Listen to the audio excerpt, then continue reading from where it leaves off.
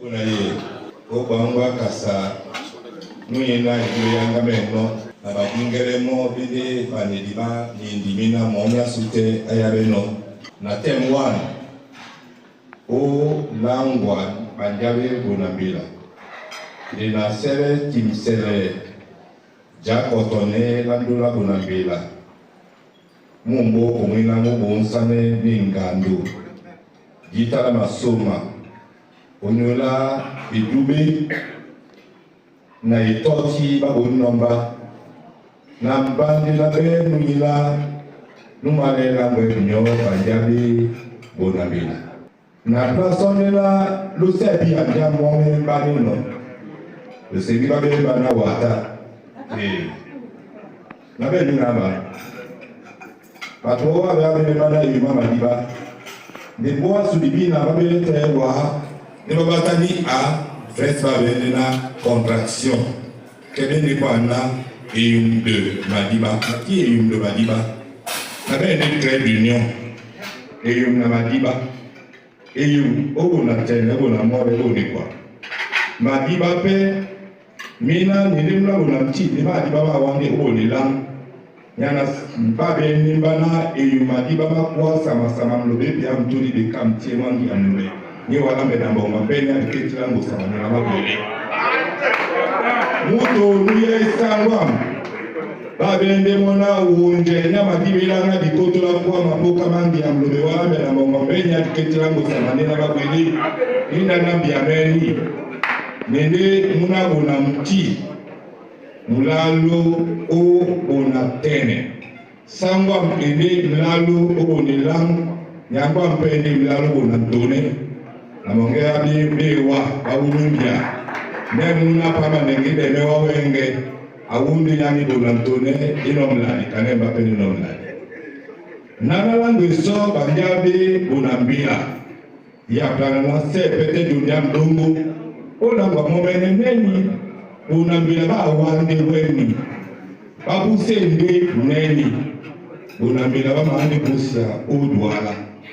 bidwala mome bibu sende oweni dwala lende iwale nyambe na mbongombe nyadi keti mumbia ma iwale na mbongombe nyadi keti na walite wanya bakunae nyala mbuma matipe na teme kuna baba no iwale abusi nde ona bambia nya mbongombe nyina nibembia mipepe odete na mbia mwina babila bena batu babantu babote no pongo mbuma nikaindi exol mbuma mutebu ise matumba ngabanyinga obe no maka obe ne chen obe ne pe mumbia mambo mambe to biana wabene mbuma mulo nemba ona mbuma mulo nemba ndo be no onasanga suba fam na biti nyana missionnaire ya boso ya ipoye omunduwana ilango neni na bamba fam na biti bandebe mbuma mulo nemba yana sobe saba motuta kwa di wunda ame o Ethiopia bande wa wunde o Egypto yene biara bobo e wa bina loba wekinde babo o wa nipone na so di poino nyango masu o songere ngata ebu yambu nina kwa na songete nyana bibe ya rasie na kwa na au 16e siècle ke yebian momene mumbia masu na teite weni mwino ni pone ne poino na jawa o Cameroon japo ja opiti jabana suni poino bane ba la une babali baba la une bane ba la une nyango malangwana odi jana suna piti e wala mbedi muna nyangu muna msomba atimbitondo ndoma osong nya ngasambongo na mo aplabamo nike lingisa sangu nsani nike wami kwa dibendene bina kanebe basu babu na biarino wenge bane bali ngenu nebi bane bali ngenu nika diwasi ibina nika monde poino nika na iwale anya ne somunjao sonya ngasambongo abeno ndina ikidao na mo anya ne mo mina na te bapo o mahina la benuna du madumi wale nikani o amushu nya vori o topomba mbongo ote ndemi bia ba blesse na balinge ni e wale bote ba muno wala ba be polo ke e wale akwa no wande mo aja no unya mamadu ni wale mamadu ni wale ne ba muno o sonjo na te itimani bona duale atimabe duala bia somina duala amano bongo kana modata mutu nyano lobet osobete baba lale dinga bati bibe na ba yodi balo baba babo akati de wodi bapongo balo mo obe ndi momene e warambe muni angunya tudu ikakanga na sawa bunusali nusali babe na male ya mbonga mbe nyina bongi mundina jibale nikandi bibia miti bino sobena bije unyadi dula munja e wala tibilo bena moni e mlomo mao e wala nyango bana mane so nyango basu jita bane ba yiwele bane ba bamse na na mane so na e wale nyera mutibi opose na mo ajande o dula munja monda tibibe o mlomo ni dawa bia e wala ya ende banja ayenge masemi wale muna mutu ayabe mlobe wale muna mumi lubira ni bitu bino na puma babula joa nyana luba kukiba na ba puma joa bukabumi amala tondi lebuni abuya bana na bana mapoka ma ikakanga bana moba ya njo e wala ba ya bana ba bipo na pe Dr. Antonio wa bila mortalité infantile de benga keni ni pona mtani bama monde e wale pe ayano lobe wale analaba ya ni ndiamlo okwa sona onimbo obe mase mi wale mina ya mbale ye na ndoma o aye ni njo nya mase sete ina na mbia wenge batba tu kono muna ayabeke ongo ababe ni modina nyango bawo na te babe ni mana e mamode nyana bebe kwa baya je banga be bami bale wa ongwango o banalo ngo na dinala nyongo onyani kane be komba etoke babe non etoka ngonje nyina nuba be komba kwa nuna be etoke babe nona etoke babe nuna be komba be kombo nya kwa ndo magara kwa basi mabele wa dina songa ba bana nyongo yenyewa wende muna nyongo na masomo nyambambe onyani kasonde da kwa loni kana na abosula timamuza ebonge nya kwa mapoka aya pete ngange nyina bana ngange aya ndebo bana mlo aya kenugo na duma ene ngange nya ebonga kwa mapoka wete bana ngange mlongo mbosu na bila ile mutwa na mlongo na bongea manyabe wana beso tarengena nino kwa na uwele na bote o pulao ikoto wele mo umrupumina ma okemo okwa na sota tana nimbo wanyabe neso na mlobe wale analate wongela sangamoy muna o ngia mlobe ne jone mtudu asioni kamnyenge mwana mo atinai kana munya ngoya mutu ngie anemo moni kwa itinilo jaba mwa nyiba mwanjo na moa ndiye mote abene babira balingemo ndiye nyina na nongeso jina la samu nyambambe la bemba na ekumti lenina mone embera e wala mbedi le abele mo ano no nduma ona mbera ekutete esimati msepe mone e wala abele mo na mbera muna mumile atimbane dina adoka tona obidikana sete jasile abene tira de balapa tona du wadu abemo na woni nikane nun abeno takana lobe wale ne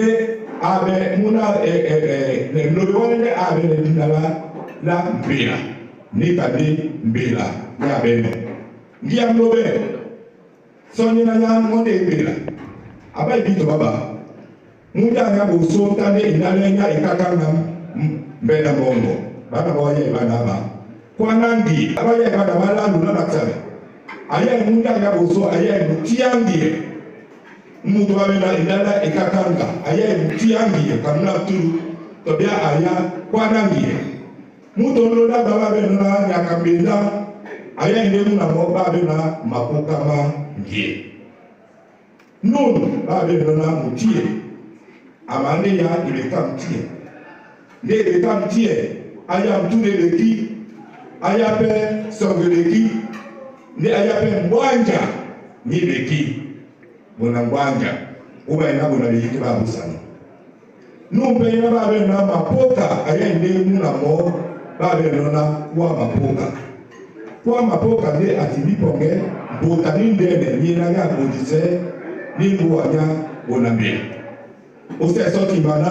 kwane nyangie muna ya mtundu ende epea kwane muna nunda ba ende ewona kwane epea kwana sa ne bi jomande ne epea kwane aya ende bana baba kanye pie na muna muniba na mlobe pie kanyande atibiye na mkoma bila muna babe na ebele nupogi odebele nikaya plande kwa na obia kwa bona kwane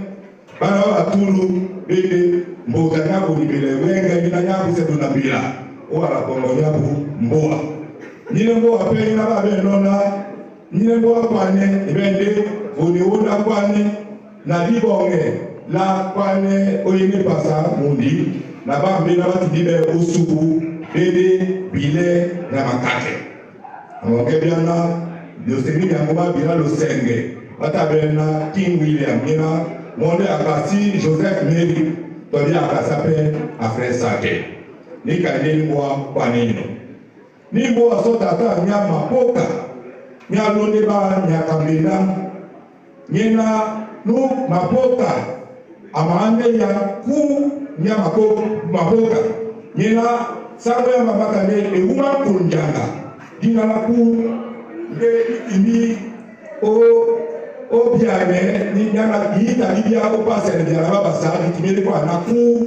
ndeku ya ke ko anaku to ne kunya to ne watimale ko anaku monde ni anaku de uno de la wande onya euma kunjanga nyama mo muri wena ona di bombe no euma kunde ata mwalida wa uma yimi na sobe na basana bakuku ibusa na babo boba bati bikinga na mjebe masu lele mboapo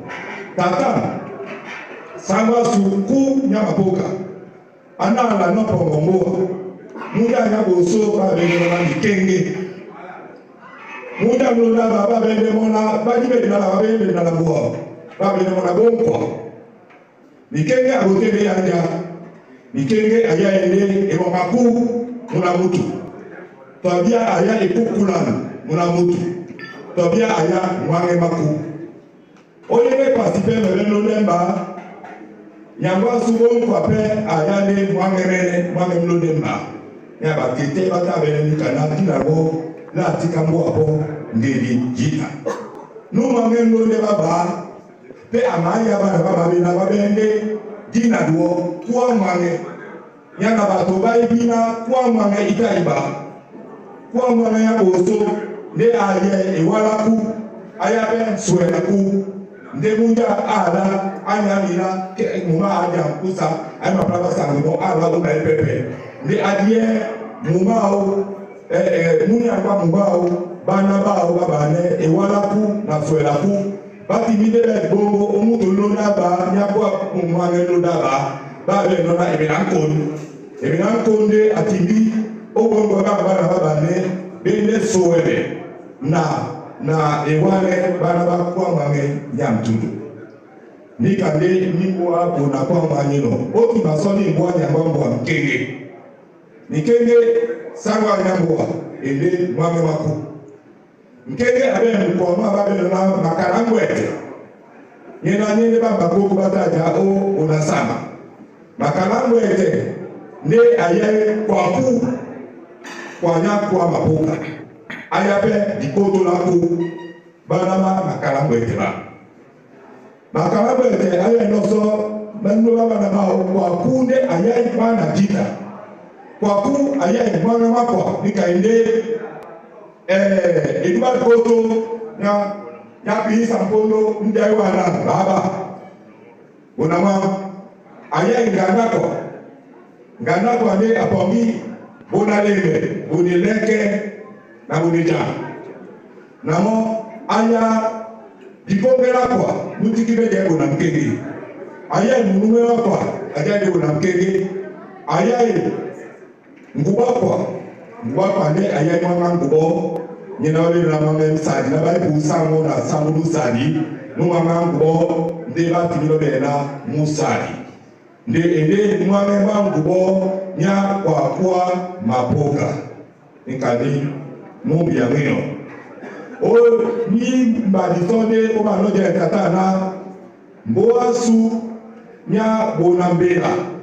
nyina nikane mbene o be bayeji bana balalo mutie kwane na mapoka eni yamba tongana eliwa mapoka ina kwa mapoka ningwa eni yamba bonamti wenge baba babe bane be odaido bane be onaku bane be onela metuke oneleke be ila metuke dikanju bonamti mbole makana sogebe kamti bonambole be bonamkele bonambwanja bawundi bonamti bonabeyike babu bonambwanja bawundi obonamti wagomasona mbwa kwale iben bonewonda bese ibenpe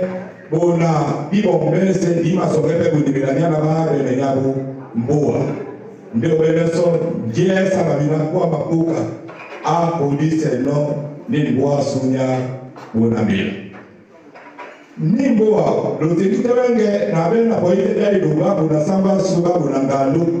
obente bana kuna ngada tebali ngade so be ninga ibele dititi afamba ta ba bene so nimbo wa ibe nina baba be tema ola tina madiba mapuo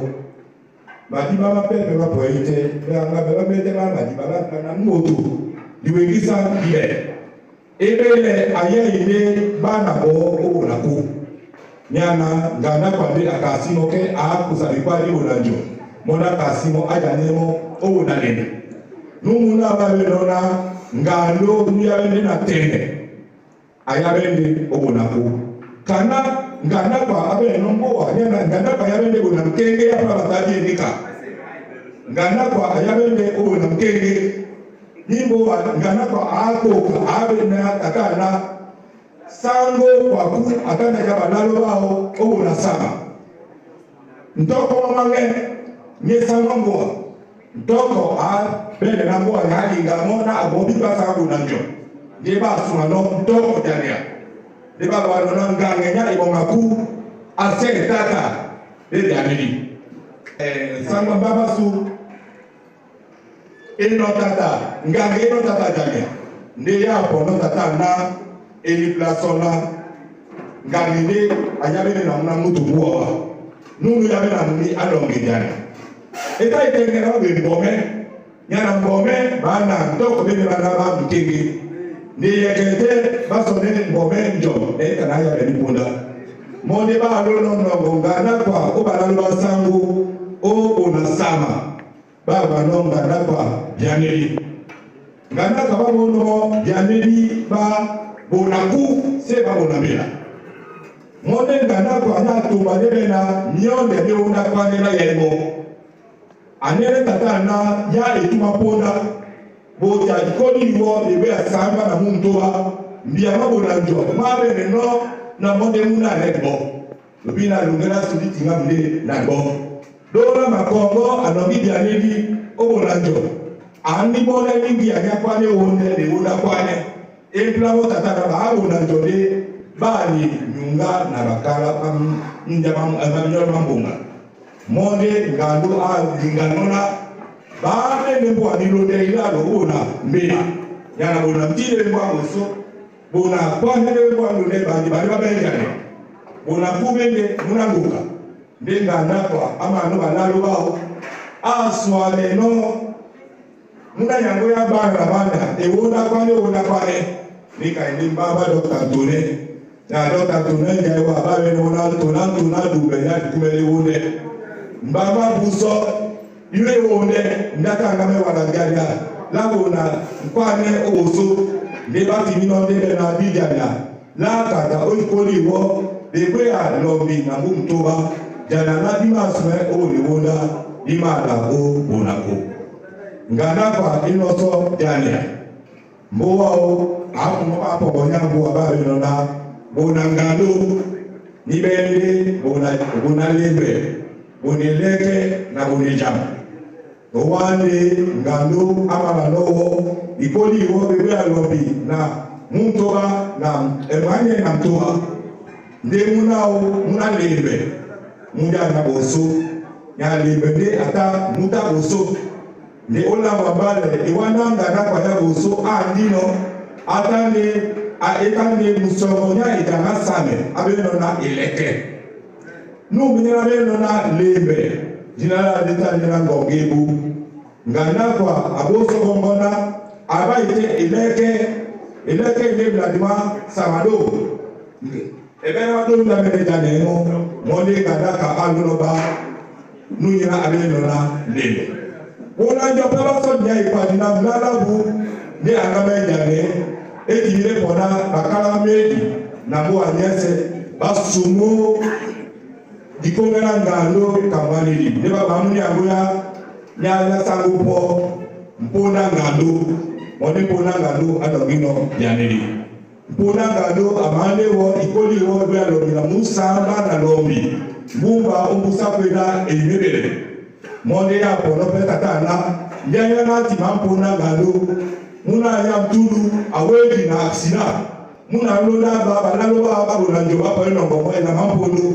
ndia pono na jani ala ni o baba muto lola baba na sika ya dikago muna mtulu ya sika dikago ene mampono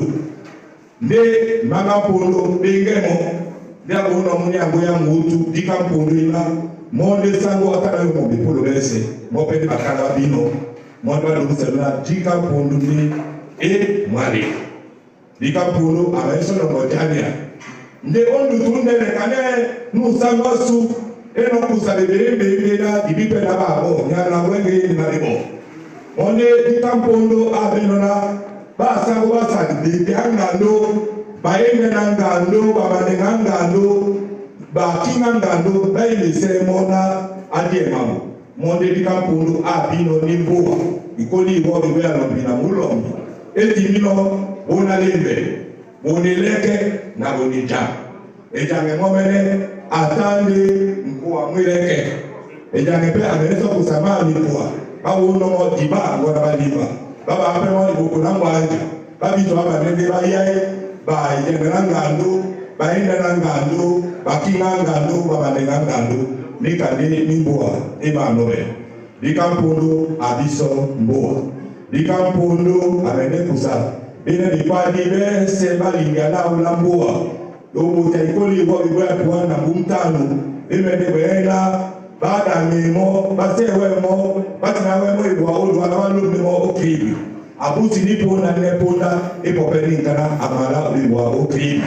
o kampu uma ala no banili mwanida unakwama na mwanida bonijam ejengala pole dengele bandi baloti emo o bebua ba oso dina aja ino ama no busa tongana general dobel pole pono ni kana bawa ba dika bawa ba wala manga babo no wala manga bamba bilabe ba otia o benge ndia pona kosa di bumbe ya wa o freetown ya medima ingrisi o jamba o dwala jama ba o bumbe ba nyanya mila moni ba ma no ise di kampondo o beboa o kampo de negodo na ile dika atimino muna nyina bata wana ajewa ntade di bosi nya dika muna mutapenya basi moso mbawe bati bisesangu dedika mpono eno tilataka general Heredik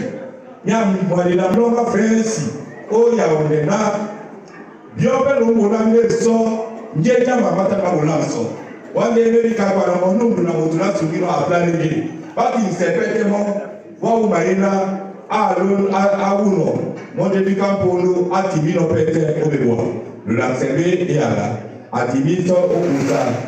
nyangwenya adoka tolea la bere moengena prostate nyina nyangwemona akwo otaka amene o awe no ibende potakana ndibamao muti apulemo nde jania na bonebo la biponda ewa mlogo wala koto ayeba na dikampondo babito be ya mbebe nde bolie yango bawanena papa awo nde mwana amano mwa dibusi akoma bana dikampondo be o mwana bana na ibese na beno bio bana tinani bana madam mi mama muje o campo nde dibusi mwana mwa imaje ne gomna mwa dibusi na usalo teje ne gomna so na bawa si wenge watani baba mutano limbarabu mwana usalo teje ne gomna so uno bila na bawa mondi dibusi ana teje gomna mondi uno unjana bali no ngobi mama di campo o campo akabene buna sangu bina bampoma pondo bataba no nge mumbimba bayi Thompson bali bawambi mawadi kampondo ndima mtungela pe odwa yene na yelimbi etani pote epoduza janala bonipo sama bona bonipo monda pongi elimba penya bapula no kampondo uma sobe selbino na songa unyi bamende osuma munao dibosi kamtate gani babulamo dinadika pe akusiba lekwadi babulamo itote akusiba lekwadi babulamo ibongadika amenewo babamonga kadika itote awa bibowa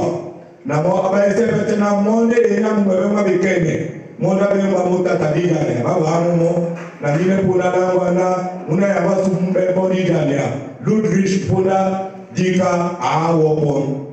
na motu beso tatana bitati kibanga membo iganya ngamembe so yana la bunambira ibadi botete ka amomene na mode tibapo mwa pastor Roussillon obase na moyene tatana etireke tone apelemo abusama no momene ni lan mana le di be jani di tata sango yambabe bale nona mpono maji kamlole baba omwemuna mpono wapidi akwadi na mo alsi matengene na bitota bejana bitotena tibibe janela bunambira unyulana wenge na takwale kwali na muni angwa na sama musabi ekama bonge atoni nde ibeda ya sama musabi onyana ile bladimai bayukwa mbali ndi bladimai kwa libi kwa no ile sangwa ndi alopetode yobawone nyango ya mbabe sama kembe nyebumbu ende muni angolu sabi ya nyamba ya mbabe tengere bonge bumbu obo nantune wa adu wepemba sambo sadi bo nantune na taso na lango ya muni angwa ekambi na bembe babese betilabe ba primogéniture ni akwande utukwamona muna mtundu nde abe yane nde muna mtundu ende ya osaka sama mpusa masongo numuro bote no ya monde muna mtundu na atiti bani ende muna mpusa muto wa mero ba ino monde e masango bongo monde ba be na muna tongolondo monde e idango monde amanembo no muna mtulu onongite bo ponye na ora eno bito balalo muda bozo usangole mo muto lo laba wandine mo muto lo lalo wandine mo mbongo baba bene mbongo baba bene na muto ni lo selo dada monde ya mambo muto ni lo otuka no dada monde ndongo ndeno muto na masango basonde mabowa mo muna ende mtulu nyambo nde ati mtulu kombo no muna ya muto lo de baba wa nino monde mtulu kombo monde nu nya boso nye di maleli no mano o de pali bambo ya plasona mama bomesa ba matina nyana wa te bosa gona meni na primogéniture asima sontane makobi ne owasa yepada primo geniture obiana nyangwa aiya ite banjabe na jane na bemba o sangwa di to so nyangwa kaka ya muna mo ni tagania ke mo pe aiye njaya na be timbe ke mo awe yanga ne ana nini kwa manu nyangwa mo busa ne jinga labu na bana baya ino mo ni primo geniture e ma no obosu na tombe so ni tata na yeta lo son tane neni mboa bonambila e wanje dinona opoete bonanibo wabusia de bonona opoete bonebo nikaende ngangenya ibo maku opoete boneleke nikaende bana besa bamena dabusi obwa ngadakwa opoete obonalebe ujani ngadakwa opoete bonela wene elana ya dikotola kuwa mapoka opoete o buna doja wene ngadakwa opoete bonamti wene o niti majengu nyena mone ne muna mtulu onya yebwa ndiamube otondi ke bonamti katite bima notata o bonaba sen yinga o nikawo ni wonda ngana wonda mboa ine yende bonaba sen bona dikume bona bandege na bona kwale wapone o bonama o mwa munyangwa ibakotu wande bonama ukatite wapone kwa munyangwa eteke bokulu wande o bona musa na mo bobane bonanga wapote tata o bange wabomane na mumbia mwene mbia ngaba sa mwena mwene bila tena so nyena mtamene muna bia nyena nudiele jikampondo obe baba okampo pone kwena na sango awo akwani na atondi boa na lata na bona ku bukana nyabe na bona na basa bamundo he wa maso tata na wa wolete na wa po bunanga ba jedu banyabe bunanga ba jedu bonanga jedu ba wanena otobene mumundi mabasa gwengera bina bonangalo jani adiwonena munda dolotone lemo alote londo batona ba we bonanga ba mena bonangalo ba mabawende na dia dola munda masuma vuli ya semene le passe ya nara ya sema kabene munao nutabi de magomi nya pepere no munda jagala bonangalo bona na kunate muma atinoa de babu pe no no milika de aba ke no londo apo no abuga de babo o di bekele namo anongo sola manga anuma numra munu na chu numra mu pe ni ya ita monyolo ado no akwe ni mwa sango apo mwa sango na weteli de sango ala kan na de no ba ku bese ba ma no o janane basa nunya basa abele buna sango ine mawewala bisoro wala pe ni na nyungara wakala na bene ngani na kosatumbe na bele no ngana kwa na awu so ya sungaba ndenga ndakwa abele no munao bange yangando odibona munja batabe na mandone nyena nuyei eko monangalo nikailibe alikuwa kaima na esola lueli bang mbongwa ngalo nkoma ngalo nikailibe akala bange na bangangalo nubange sonde akotele makoma mabila oyibo yabo nileke yabo na lembe yabo ni jabu na yabo na bikombo bandi balonda ne bibila bani me bakoko ne numonda basakwa na amwenja nsolo yodo se lo sala po yoja wona nya dola lo te bati monde mimbia biji miloja wa uma ya sen ina tibibe kunangalo mine msoma pe ine musanyu ngaya nya ina yepe ina ya ganisana sona kasi nyina bema kasa no bale ne kasina ni zuwa ngana kwa tibido be na basuna zuwa amalisemo o na bakala nikane mumbi ya muti mino oto na ingo peita o peita lele amebe ndina etibendo muti babu ile ke na bula ni belanika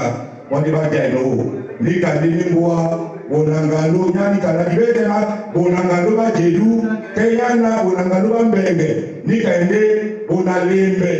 boneleke na bonejam yena dikampondo abino ni boa itibabe na mabina dedika ni boasu nyabo na vela nino na wangeda na afya